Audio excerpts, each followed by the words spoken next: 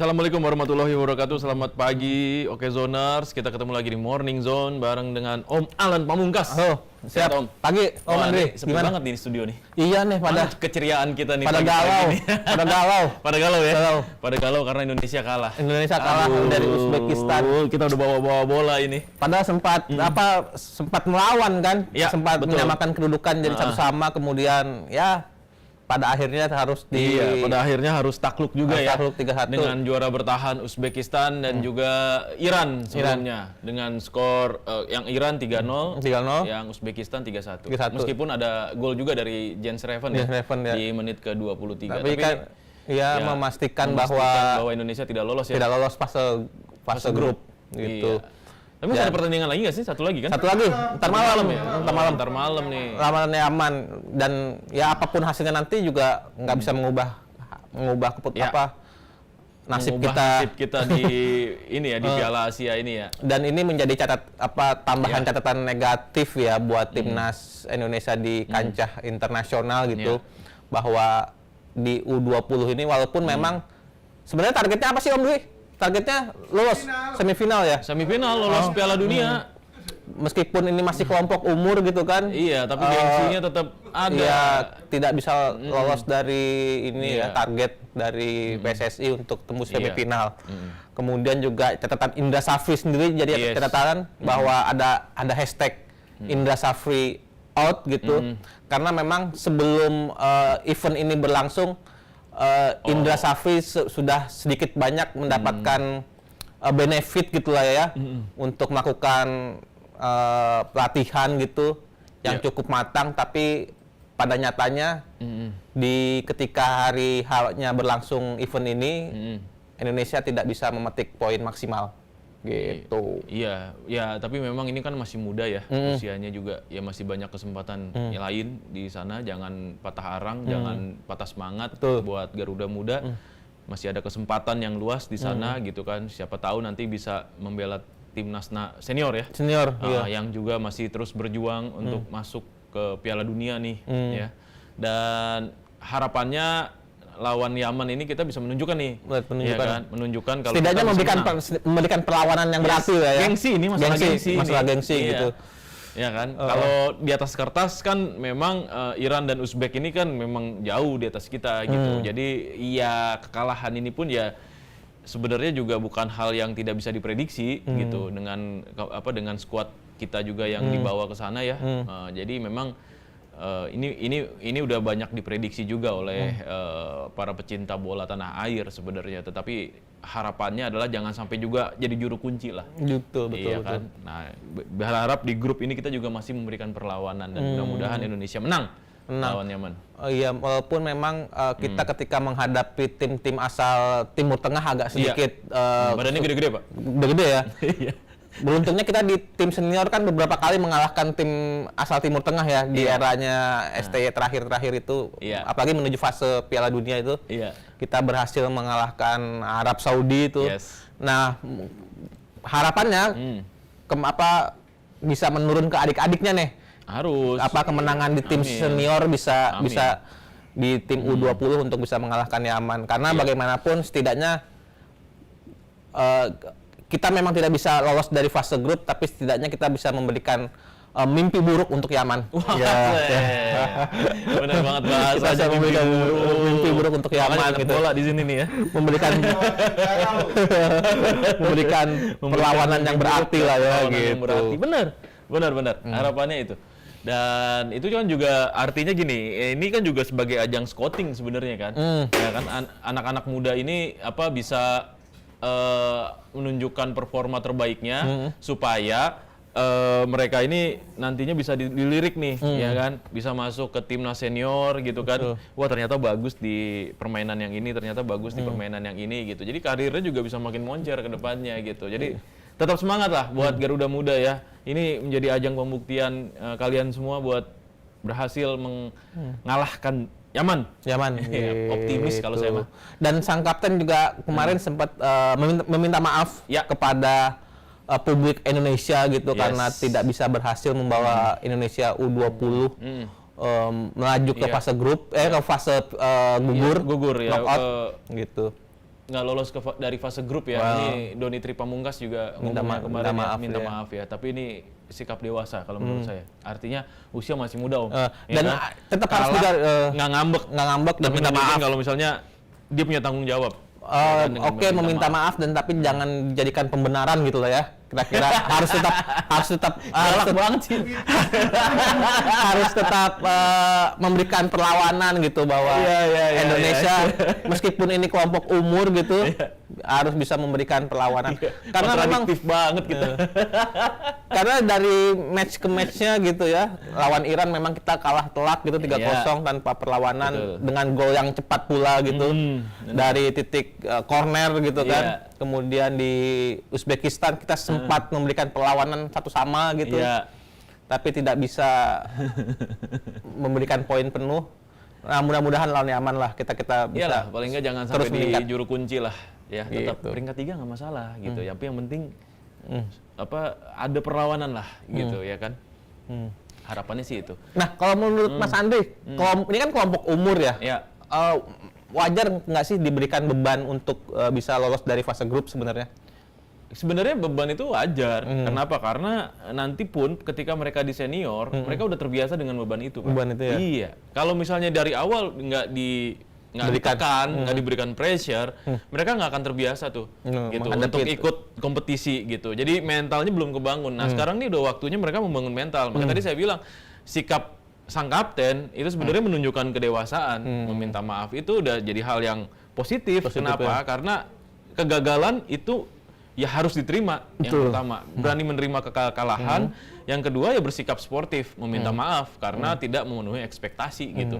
Ya itu udah dilakukan kan, dan menurut saya itu jadi satu hal yang baik untuk membangun mental anak-anak muda ini. Pemain ini ya? Iya, supaya nanti ketika dia berkompetisi di level senior, mereka udah terbiasa tuh dengan tekanan yang kayak gini gitu, ya kan. Bayangkan anak-anak seusia mereka tuh pasti wah lemes Pak, kalau kalah ya udah deh gitu ya kan. Boro-boro diajak conference gitu ya. Iya kan, diajak press con gitu untuk minta maaf gitu. Yang ada juga udah diem aja gitu. Setidaknya galonya mereka galau karena Indonesia ya, bukan karena pacar ya. Iya benar.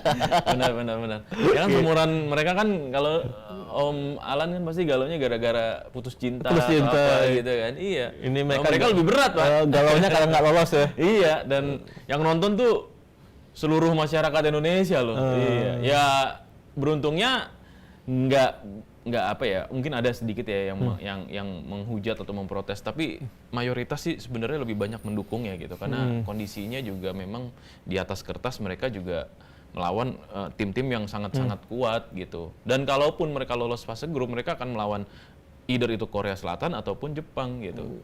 Berat juga. Yang lebih kompetitif lagi ya. Iya, benar. Tetapi ya inilah apa ya, ini permainan kompetisi. Bola, kompetisi, bola itu bundar, tapi bukan hal yang mustahil ya. Bukan hil yang mustahil ya. Suatu saat ya kita berada di atas angin Om. Iya gitu. betul. Dan Indra Safri juga menjadi catatan pribadi buat Indra Safri ya. Betul. Setidaknya selama ini di kelompok umur Indra Safri telah memberikan banyak prestasi gitu. Tapi kemudian sedikit lebih jauh di kompetisi Asia menemukan lawan yang lebih sulit. Indra Safri juga harus bisa belajar lagi sih kata saya sih. Ya kan maksudnya? Lebih mendapatkan pembelajaran gitu ya dari kompetisi ini maksudnya gitu. Pasti. Gitu. Pasti. Indra Safri, saya yakin sih Coach Indra juga ya udah banyak melihat ya potensi timnya, terus kemudian juga membaca petanya gitu, dan mungkin ini bisa jadi acuan buat dia ke depannya untuk meramu tim yang lebih solid lagi. Gitu harapannya sih gitu. Siap. Iya. Nah selain itu juga nih ya, ada yang ramai juga nih Om. Siap, betul. Di media sosial. Media sosial. Dengan hashtag kabur aja dulu. Nah, itu ramai banget tuh. Iya, betul. Kabur aja dulu. Setelah hashtag Indra Safri out, ada hashtag dari netizen juga kabur aja dulu gitu. Nah, ini sebagai bentuk apa? Saya melihatnya sebagai bentuk protes gitu ya dari masyarakat, bentuk pesimisnya menghadapi pemerintahan Indonesia yang dinilai katakan bahasa kasarnya ugal-ugalan lah ya dalam mengelola anggaran, kebijakan-kebijakan yang tidak strategis gitu ya. Kemudian keberpihakan kepada oligarki bukan kepada masyarakat bawah gitu. Hal-hal yang seperti itu secara kolektif memberikan dampak pesimis untuk masyarakatnya gitu. Iya. Jadi kemudian hashtag kabur aja dulu itu viral, yang artinya bahwa masyarakat Indonesia mencoba mencari kesempatan di negeri orang gitu. Baik itu bekerja atau kuliah atau kemudian bahkan mau pindah ke warga negaraan. Sampai pindah ke warga negaraan pada ujungnya gitu. Demi mendapatkan penghidupan yang lebih baik gitu, bahwa sebenarnya ini menjadi kritik juga dari masyarakat Indonesia kepada pemerintahan saat ini gitu. Jadi hashtag kabur aja dulu ini rame dan banyak banget anak-anak muda yang memposting mereka lebih memilih untuk menetap dan tinggal di luar negeri ya, bekerja, kuliah, ya kan, ataupun juga bahkan menjadi warga negara sana gitu, melepas kewarganegaraan Indonesia. Nah ini jadi problem juga nih Om. Problem. Iya, kalau misalnya ini akan apa ya, tidak dihentikan atau tidak di stop, ini juga akan jadi bola liar gitu, dan juga bola salju pada akhirnya banyak anak-anak muda yang akhirnya hijrah semua ke luar negeri. Yang ada di sini ya tinggal orang tuanya aja nih sama anak-anak gitu. Ya kan, usia produktif banyak di luar negeri gitu. Di Indonesia siapa yang ngurusin Om? Dan mereka yang potensial mendapatkan kehidupan yang lebih layak di luar dan negeri, memilih untuk bekerja di sana gitu. Padahal sebenarnya anak-anak bangsa yang potensial itu mestinya bisa membangun bangsa di sini gitu. Tapi memang karena masalahnya katakanlah gini, Indonesia ya gitu ya, lulusan S1 aja gaji UMR aja belum tentu gitu Om. Kemudian mereka yang kuliahnya S2 aja ketika bekerja di Indonesia cuma dapat gaji UMR gitu. Menjadi guru lulusan S3 gitu tidak mendapatkan gaji yang layak di Indonesia, sedangkan ketika mereka pindah ke luar negeri, bekerja di luar negeri, hak-hak mereka sebagai pekerja itu dihormati, gaji yang layak, rumah yang layak gitu, dengan kesehatan yang mumpuni gitu. Ini menjadi bahasa kasarnya sih saya melihat ya tidak salah juga mereka memilih itu gitu. Dan memang ini harus benar-benar diperhatikan dan dibenahi ya. Dan pemerintah juga harus bersikap dengan konkret gitu, dengan tidak memberikan cap-cap yang aneh-aneh kepada mereka yang kabur aja dulu dengan bahasa tidak nasionalis lah, bahasa yang justru bahasa-bahasa seperti itu gampang mudah dipatahkan oleh mereka kan gitu. Iya benar-benar. Karena ada beberapa statement-statement dari pejabat-pejabat kita juga ya, yang akhirnya kemudian diblunder juga gitu. Dan ini memang harus hati-hati disikapinya gitu. Jangan sampai, kita kan lagi mengalami bonus demografi ini dibilangnya ya kan, angkatan mudanya banyak. Nah ini benar-benar harus dimaksimalkan dan dimanfaatkan dengan baik untuk kepentingan bangsa gitu. Jangan sampai mereka pada kabur semuanya keluar. Nah ini juga jadi resiko ketika nanti semua anak-anak mudanya keluar, yang sisa cuma tinggal orang tua sama anak-anak. Ini repot juga nih. Iya. Bukan usia produktif ya. Bukan usia produktif gitu ya kan. Dan ini juga jadi hal yang beresiko buat kita kalau kita mau membangun bangsa. Ini gimana caranya kalau anak-anak mudanya semua pergi gitu. Ya tolong dipikirkan lagi juga ya. Artinya memang pendapatan yang layak kan gitu kan, kesehatan yang terjangkau gitu. Kemudian tapi ini kita juga mesti pikirin, artinya gini, pemerintah juga harus segera membenahi, membuka lapangan pekerjaan, memberikan penghargaan kepada pekerjanya gitu kan, memberikan kesempatan yang sama kepada setiap anak-anak muda, terutama mereka yang baru lulus atau enggak mereka yang dalam usia produktif, diberikan kesempatan yang sama Om. Gitu, untuk bisa bekerja ya kan, untuk bisa berkarya, untuk bisa mengembangkan kemampuan mereka di sini. Gitu. Dan buat anak-anak muda yang kabur aja dulu, coba dipikirkan lagi deh gitu. Karena nih Indonesia ini lagi berproses kayaknya nih. Berproses gitu. Iya, berproses buat berkembang lah gitu ya kan, dan dalam fase prosesnya ini ya harapannya nantinya akan menjadi jauh lebih baik gitu. Betul. Jadi jangan terlalu pesimis juga, jangan terlalu putus asa juga lah sama pemerintah. Ini harapannya sih mudah-mudahan kedua belah pihak ini bisa saling menemukan titik terang yang sama, sehingga akhirnya tetap tujuan utamanya adalah membangun bangsa ini supaya menjadi bangsa yang lebih baik gitu.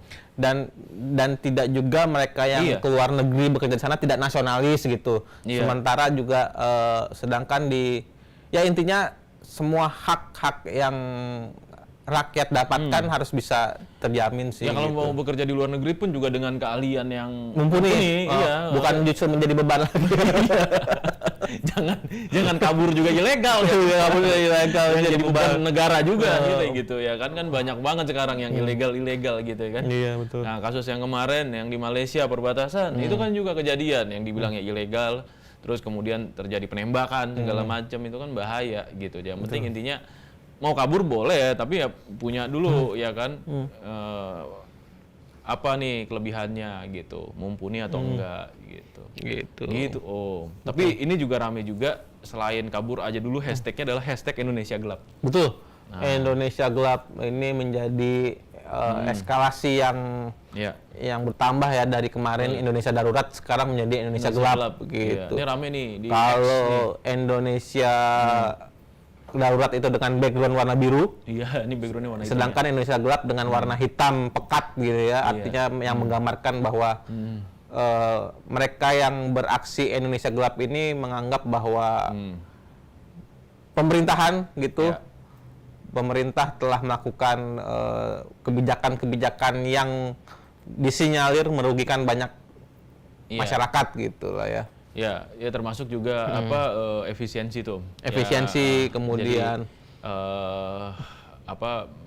jadi, dari ininya ya, dari unggahannya gitu, protes ini dilakukan agar pemerintah tetap mengutamakan pelayanan publik tetap gitu, mengutamakan kesejahteraan rakyat, kayak gitu. Jadi efisiensi itu jangan kemudian akhirnya malah menjadi bumerang bagi rakyat dan akhirnya menjadi blunder gitu ya, rakyatnya justru yang ditelantarkan.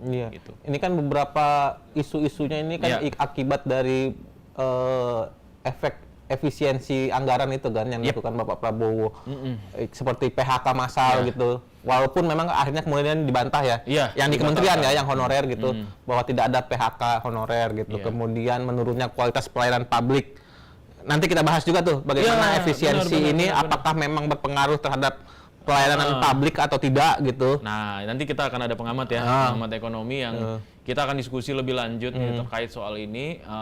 Mungkin triggernya dari aksi mahasiswa kemarin ya, aksi mahasiswa yang memang berharap pemerintah segera membuat kebijakan yang benar-benar pro rakyat, membuat kebijakan yang benar-benar menunjukkan kalau pemerintah tuh punya keseriusan dalam mendukung rakyatnya untuk sejahtera. Gitu. Nah, ada beberapa tuntutan yang kemarin sempat dibuat. Yang pertama mencabut instruksi Presiden nomor 1 tahun 2025, menetapkan pemangkasan anggaran yang tidak berpihak kepada rakyat, ya kan, menyebut pasal RUU Minerba yang memungkinkan perguruan tinggi menolak tambang, memungkinkan perguruan tinggi mengelola tambang.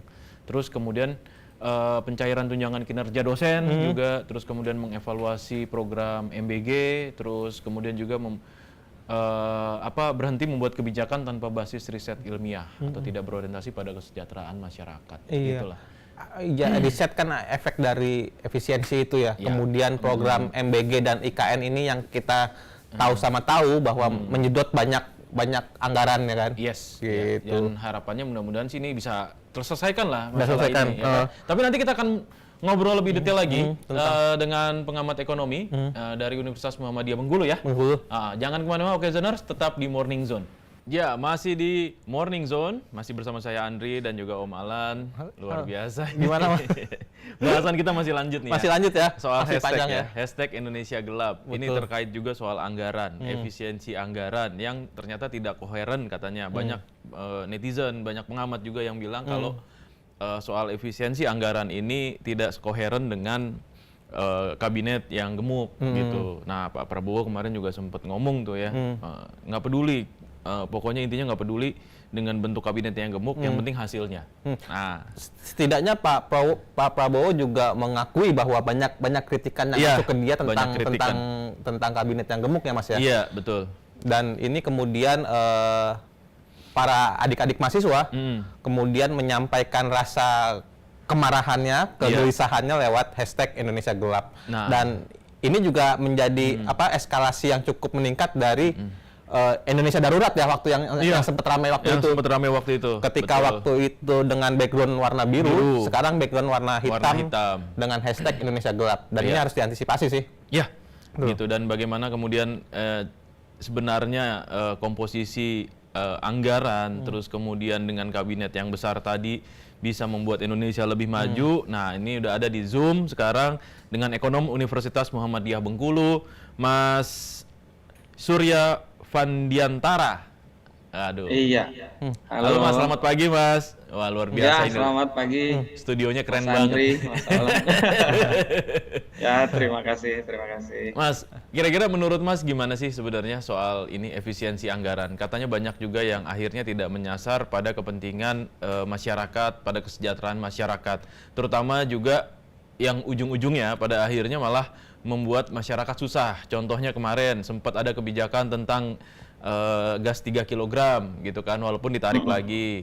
Terus kemudian juga soal pemecatan atau pemulangan perumahan gitu ya, perumahan. Merumahkan, merumahkan gitu. Ya kan, pegawai-pegawai honorer gitu, meskipun kemudian ditarik lagi. Nah, itu gimana tuh Mas kira-kira menurut Mas? Iya, jadi yang pertama itu kita mesti bedain dulu antara pemangkasan atau penghematan biasa dengan efisiensi. Mungkin itu dulu yang perlu kita samakan persepsi. Jadi yang ngebedain gini loh Mas. Kalau efisiensi itu, misalnya kita nih ada kendaraan bermotor, itu biasanya kalau 1 liter itu bisa untuk jalan 1 kilometer. Nah, kalau setelah mengalami efisiensi, itu cukup 0,5 liter bisa jalan 1 kilometer. Nah, jadi kalau efisiensi itu erat kaitannya dengan menjaga performa, begitu. Itu dulu. Nah, berbeda dengan tadi penghematan atau pemangkasan biasa. Nah, bagaimana kalau seandainya tadi kalau 0,5 liter bisa jadi jalan 1 kilometer? Nah, kalau seandainya 1 liter, tentu jalannya bisa jadi 2 kilometer. Nah, kira-kira gitu. Jadi efisiensi itu tujuannya itu agar pengelolaan anggaran itu jauh lebih maksimal. Nah, kira-kira kayak gitu. Jadi bahan bakar tadi, bensinnya itu tadi, itulah anggaran kalau dalam struktur APBN kita, anggaran pendapatan dan belanjanya nanti dari program-program yang lebih produktif. Nah, itu kira-kira definisi dari efisiensi. Nah, ini apa yang dilakukan oleh Presiden Prabowo menurut saya merupakan inovasi dalam pengelolaan anggaran. Kita jarang melihat presiden di yang 100 hari pertama gebrakannya adalah melakukan efisiensi. Tandanya apa? Presiden Prabowo menilai selama ini pengelolaan anggaran di negara kita kurang efisien. Nah, jadi Prabowo ingin anggaran negara kita lebih efisien. Nah, tentunya tadi harapannya performanya bisa meningkat gitu. Baik kalau kita ukur dalam perspektif ekonomi, tentu pertumbuhan ekonominya bisa jadi lebih meningkat gitu. Dengan anggaran yang sama, misalnya APBN pendapatan kita misalnya 2.000 triliun gitu ya, atau 2.500 triliun. Kalau sebelumnya pertumbuhan ekonominya sekitar 5%, harapannya di era Prabowo ketika menggunakan anggaran yang sama di 2.500 triliun juga, pertumbuhan ekonominya bisa mencapai 7 atau 8%. Nah, kira-kira seperti itu. Tujuan utama. Jadi tujuan dari efisiensi itu adalah meningkatkan performa. Gitu. Tapi yang terjadi saat ini menurut Mas seperti apa? Apakah sudah sesuai dengan tracknya atau memang ini jadi berbelit karena banyak kepentingan, Mas? Nah, lantas kemudian kan dalam prakteknya ini kan banyak masukan, kritik atau penolakan ya dari masyarakat. Nah, ini yang perlu disampaikan lagi ke masyarakat. Misalnya begini, kayak tadi disampaikan, ada kemudian demonstrasi mahasiswa gitu ya, hari ini, terus juga ada PHK gitu kan, terus juga ada kekhawatiran, sementara ini kita mau efisiensi, tapi kok kabinetnya gemuk, terus ada juga diangkat staf khusus baru begitu, terakhir kemarin Deddy Kobuzer gitu kan ya. Iya. Nah, ini tadi berbicara performa, efisiensi tidak seharusnya gitu kan menurunkan performa, karena tujuan dari efisiensi tadi adalah meningkatkan performa. Jadi nggak masuk akal kalau seandainya kita melakukan efisiensi tapi kemudian diikuti oleh PHK.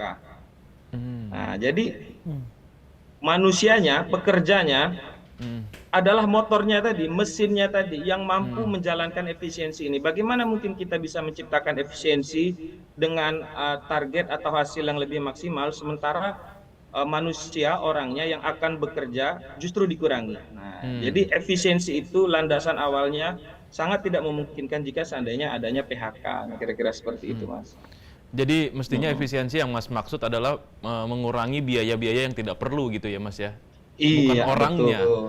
Menghemat Bukan orangnya. sesuatu yang memang bisa dihemat untuk meningkatkan performa gitu ya? Iya, yang penting performanya gitu.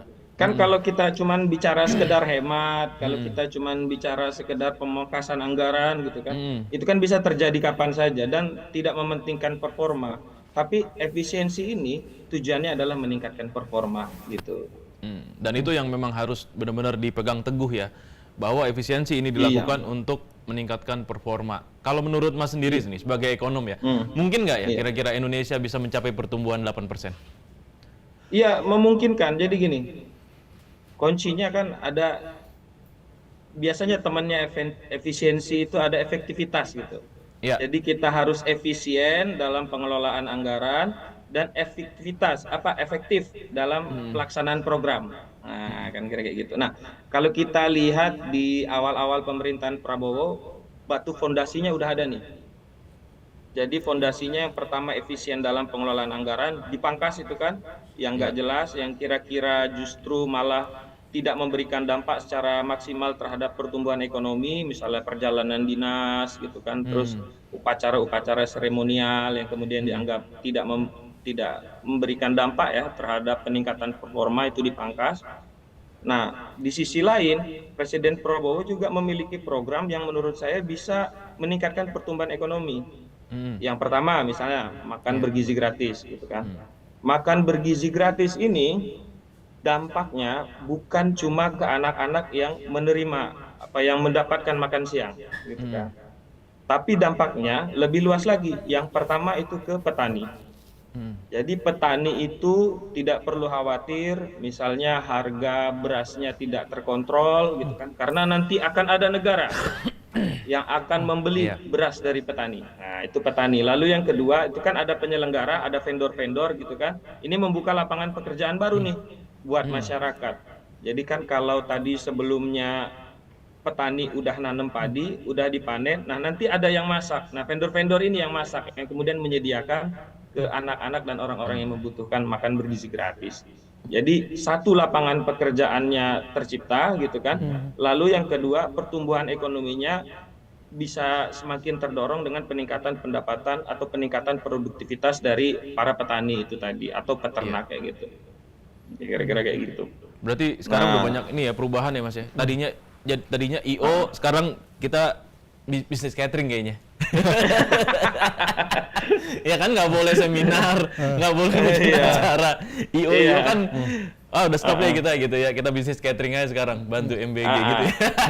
Iya, bisnis catering dan jadi petani. Jadi petani, betul. Oke. Nah, melihat realita di lapangannya gitu, Mas Surya ya, Mas Surya. Apakah memang apa yang dilakukan Pak Presiden Prabowo ini adalah bisa disebut sebagai efisiensi atau cuman pengalihan keuangan Indonesia ke program yang lain gitu? Jadi efisiensi ini hanya bungkusnya saja gitu, sebenarnya adalah pengalihan dana dari program satu ke program makan program bergizi yang lebih gratis populis gitu loh gitu. Mas. Termasuk juga cek kesehatan gratis kemarin itu kan juga rame. Iya, jadi tadi kan kalau analoginya kendaraan bermotor tadi kan, kalau seandainya yang sebelum efisiensi 1 liter itu untuk 1 kilometer, nah ini setengah liter bisa untuk 1 kilometer. Nah, bagaimana kalau 1 liter setelah efisiensi? Tentunya harapannya bisa mencapai 2 kilometer. Karena setengah liternya aja bisa sampai 1 kilometer sama seperti sebelum efisiensi. Nah, efisiensi itu bukan berarti belanja negara kita berkurang. Nah, tapi performanya tadi betul. Jadi ketika tadi ada 2.500 triliun misalnya gitu ya, pendapatan negara kita gitu kan, ini akan dibelanjakan semuanya. tinggal peruntukannya untuk hal-hal yang kemudian mampu meningkatkan performa tadi, bisa memicu pertumbuhan ekonomi. Iya. Nah, kayak gitu. Memang dialihkan begitu. Itu namanya efisiensi tadi. Kalau sebelumnya 1 liter cuman setengah, apa kalau cuma 1 liter cuma 1 kilometer, nih 1 liter bisa 2 kilometer. Nah ini tetap dengan 2.500 triliun, pertumbuhan ekonomi sebelum efisiensi cuma 5%, harapannya setelah efisiensi gitu kan, pertumbuhan ekonominya bisa mencapai 7 atau 8%. Nah, kira-kira kayak gitu kan. Memang begitu. Jadi tadi acara seremonial, terus juga perjalanan dinas diganti gitu kan, diganti dengan kegiatan yang lebih dianggap mampu memicu atau meningkatkan pertumbuhan ekonomi tadi, makan bergizi gratis gitu kan, terus juga nanti pupuk, gitu, terus juga ada swasembada pangan gitu kan. Nah itu yang kemudian program-program yang sesungguhnya yang sebenarnya menurut saya efektif dan mampu memicu pertumbuhan perekonomian. Gitu. Asal dikelola dengan baik pastinya ya Mas ya. Kalau soal dampak gimana Mas? Maksudnya dampak terburuk dari efisiensi itu, karena kan bagaimanapun juga kan pengurangannya kan bukan cuma 1.000-2.000 kan, triliunan juga gitu. Dan triliunan itu kalau diputarkan dibuat suatu acara mungkin banyak elemen orang yang terlibat, perekonomian berjalan gitu. Nah ini efek buruknya seperti apa ketika puluhan triliun dipangkas gitu? Nah tentu ada tantangan ya mungkin bagi Presiden Prabowo ketika melakukan efisiensi. Sebenarnya bukan cuma dalam pengelolaan anggaran. Kekhawatirannya ketika efisiensi itu dilakukan, maka kemudian yang dikhawatirkan dana efisiensi ini menjadi ladang korupsi baru. Begitu kan. Jadi yang sebelumnya misalnya ada Kementerian A dan Kementerian B lalu diperuntukkan untuk Kementerian C yang baru atau lembaga C yang baru, kekhawatiran lembaga C yang baru ini memonopoli dana yang sudah efisien itu tadi loh, yang sudah dianggarkan untuk program yang baru.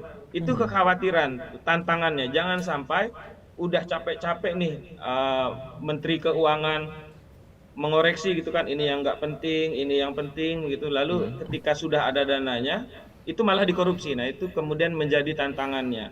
Nah efisiensi akan menjadi sangat buruk dampaknya apabila program yang dijalankan justru tidak mampu meningkatkan produktivitas. Nah coba bayangin tuh, udahlah kita dipotong gitu kan, harapannya bisa memicu pertumbuhan, tapi ternyata pertumbuhannya tidak tercapai. Jadi dua sisi bisa mengalami kerugian begitu. Itu tantangannya gitu, tentunya dalam pelaksanaan efisiensi. Nah, pelaksanaan efisiensi ini sendiri bisa kita prediksi apakah itu berhasil atau tidak itu dalam kurun waktu atau berapa periode biasanya, Mas? Nah, tentu kita harus melihat perjalanan programnya, misalnya kayak program makan bergizi gratis gitu ya, atau swasembada pangan. Sebenarnya enak kok Mas itu ngukurnya.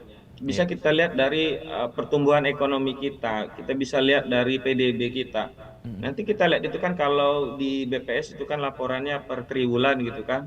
Kalau hari ini 5%, kira-kira setelah 3 bulan berjalan bertambah nggak, misalnya jadi 5,5%. Lalu setelah berjalan 100% nanti gitu kan, kira-kira bertumbuh nggak sampai 7 atau 8%. Kan itu alat ukurnya udah pasti gitu ya, kayak gitu maksudnya. Jadi bisa diukur. Dan kalau misalnya tadi ya worst case skenario-nya adalah dia gagal gitu ya melakukan efisiensi yang ternyata tidak produktif, kira-kira ada solusi lainnya sih Mas? Nah atau ini ada jalan keluar lain nggak gitu? Ini berat jalan keluarnya tadi kalau seandainya ya memang efisiensi ini pekerjaan besar gitu ya. Kita merubah budaya yang tadinya seremonial, perjalanan dinas, ini kemudian berubah jadi tadi bisnis catering dan kemudian jadi petani begitu kan. Ini kan berubah budaya. Nah, kalau seandainya ini tidak berjalan gitu kan, ya satu-satunya solusinya tentu harus menambahkan anggaran atau pendapatan yang baru. Kayak gitu. Untuk menutup menambal tadi yang ternyata program efisiensinya jika seandainya gagal begitu. Tapi Indonesia ini punya cadangan anggaran, Mas, menurut Mas? Atau gimana kira-kira langkah strategisnya? Kalau cadangan anggaran sih kita kan masih defisit ya Mas ya. Iya, itu dia makanya. APBN kita. Jadi APBN kita itu defisit, maksudnya defisit itu kan APBN, anggaran pendapatan dan belanja. Iya. Pendapatan ini uang masuk, belanja itu uang keluar. Jadi kita ini lebih gede uang keluarnya dibandingkan uang masuknya. Jadi pendapatan kita itu lebih kecil dibandingkan belanja negara kita gitu kan. Nah ya tentu solusinya ya lagi-lagi harus pinjaman ya ke atau investasi dari mungkin negara lain gitu kira-kira Mas. Gitu. Berarti ini memang sistem pola ekonominya sedang dibentuk juga sekarang Mas ya, termasuk Iya, juga dengan ini beberapa badan baru yang mau dibikin juga ya. Jadi cukup fundamental ya perubahan sistem kebijakan perekonomian Indonesia yang diterapkan oleh Presiden Prabowo ini sangat fundamental gitu.